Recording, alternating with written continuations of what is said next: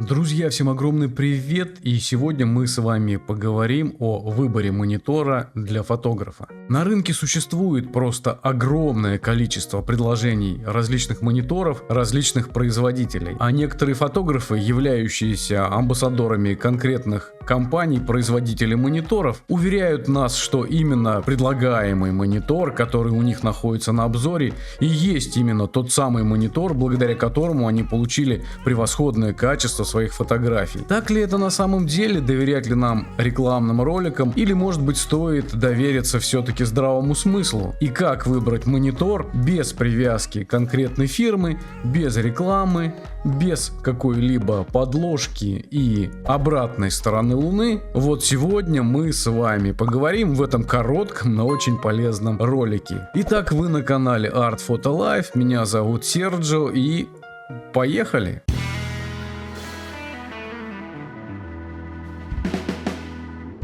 Если ты хочешь стать обладателем пресетов уровня Pro и вместе с этим поддержать развитие канала Art Photo Life, ты можешь приобрести эксклюзивные наборы авторских пресетов со скидкой аж 65%. С примерами обработки пресетами можно ознакомиться в моем инстаграм. Нужны подробности? Напиши мне в чат инстаграм, и я отвечу на все твои вопросы. Все ссылки в описании. Выведи ретушь своих снимков на новый продвинутый уровень.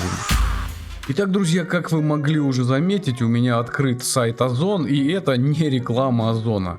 Вы можете использовать абсолютно любой агрегатор, через который вы привыкли покупать технику, либо вы можете воспользоваться этим выбором, когда придете в любой либо магазин, где продают мониторы. Это абсолютно не важно. Я выбрал просто-навсего именно тот сайт, которым пользуюсь я. Мне нравится, как работает фильтр по выбору конкретной техники. Итак, друзья, мы набираем в поисковике слово «мониторы».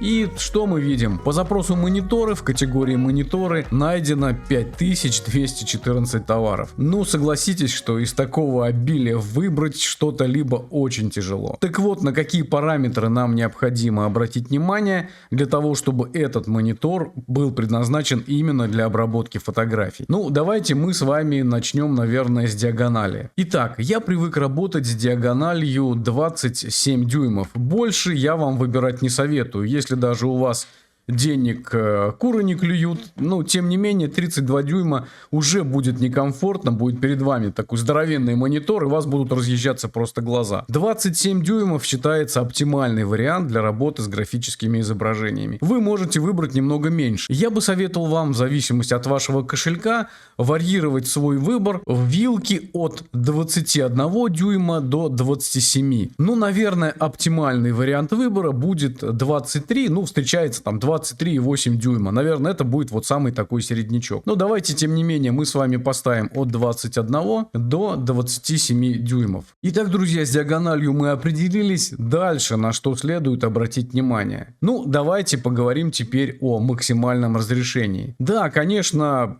хотелось бы работать на мониторе 4К, 3840 пикселей на 2160, это, конечно, здорово, и вы можете приобрести такой монитор. Но мы опять с вами говорим об оптимальном расходовании денежных средств, и, например, мощности моего компьютера уже будут вытягивать тяжело обработку видео, если я буду его снимать на разрешение монитора 4К. Это уже достаточно тяжело. Я вам скажу так, что для изображения Full HD, конечно, маловато. А вот 2К, вот на что советую я вам обратить внимание, это именно то разрешение, при котором вы почувствуете удовольствие от обработки фотографий. Вы не будете видеть пиксели, ваше изображение будет плотное, отчетливое и достаточное для того, чтобы технически правильно обрабатывать фотографию. Друзья, но это вовсе не значит, что Full HD не стоит рассматривать. Стоит. Просто советую здесь заострить внимание на следующем. Если вы выбираете разрешение экрана 2К,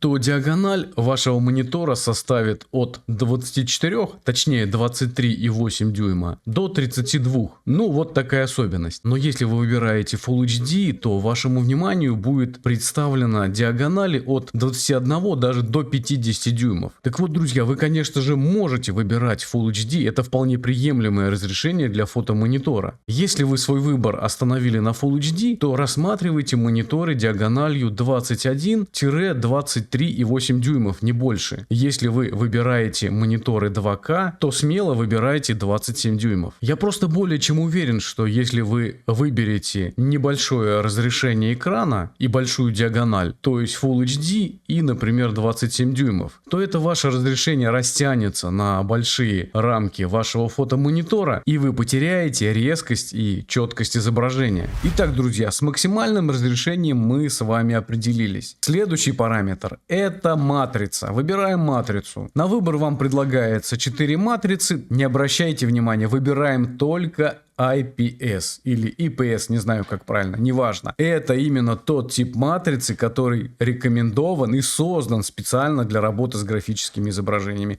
Все остальное даже не смотрим. Это будет слишком ярко, насыщенно, это не подходит для фотографий. И да, за это нужно платить, потому что тип этот матрицы, он наиболее дорогой. Далее, друзья, разъемы и так далее мы можем не смотреть, но можем выбрать, например, HDMI, но все современные мониторы, они, как правило, идут именно с разъемами уже HDMI, и этого достаточно для того, чтобы снимать те характеристики с монитора, которые нам необходимы. Далее, друзья, назначение монитора. Мы с вами выбираем для работы с графикой. У нас произошел еще определенный отсев. Музыка и так далее, динамики, это абсолютно все не важно. Цвет монитора — это все дело на любителя.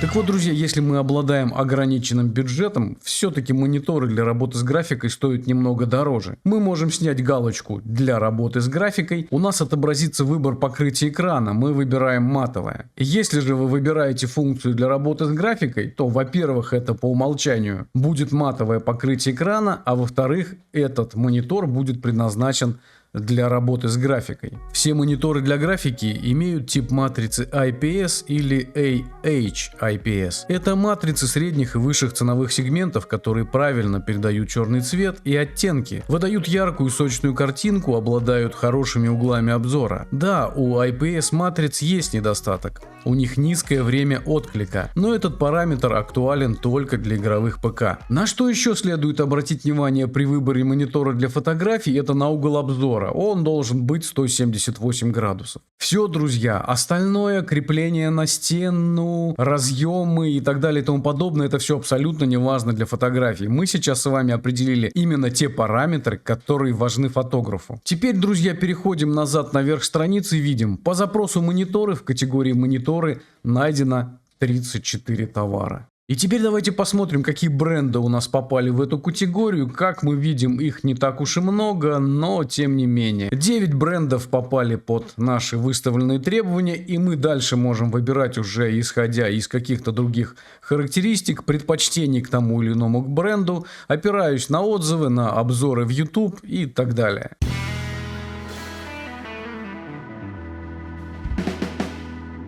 На этом, друзья, все. Надеюсь, что это видео было полезным и поможет вам в выборе вашего монитора для обработки ваших фотографий. Так что не забудь поставить лайк, напиши в комментариях, каким монитором пользуешься ты. Я пользуюсь монитором по данным характеристикам, которые я перечислил в этом видео, ну а бренд я называть не буду. Если кому-то интересно, я напишу отдельно в комментарии. И на этом, друзья, все. Желаю вам творческих высот, красивых фотографий. С вами был Серджио. Всем пока и до новых встреч. Правильного вам выбора.